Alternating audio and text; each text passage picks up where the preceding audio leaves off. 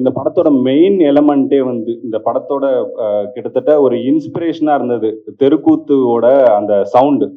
நம்ம சின்ன வயசுல எல்லாருமே கிராமத்துல தெருக்கூத்து பார்த்துருக்கும் போது ஒரு 2 ஊர் தள்ளி தெருக்கூத்து நடந்தா கூட நமக்கு கேட்கும்.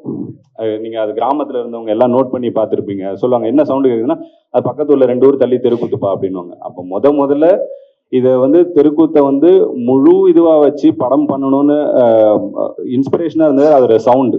அந்த அந்த சவுண்டோட ஒர்க் வந்து இந்த படத்துல ரொம்ப ரொம்ப முக்கியமா இருந்தது.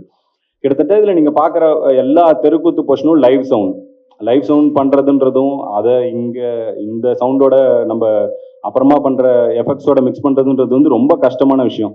அதை ரொம்ப ப்ராப்பரா பண்ணி ரொம்ப சூப்பரான ஒரு எக்ஸ்பீரியன்ஸ் கிரியேட் பண்ண என்னோட சவுண்ட் டிசைனர் செந்தமிழன் அவருக்கும் ரொம்ப நன்றி. சதீஷ் அண்ணா 2 பேருக்குமே தேங்க்யூ.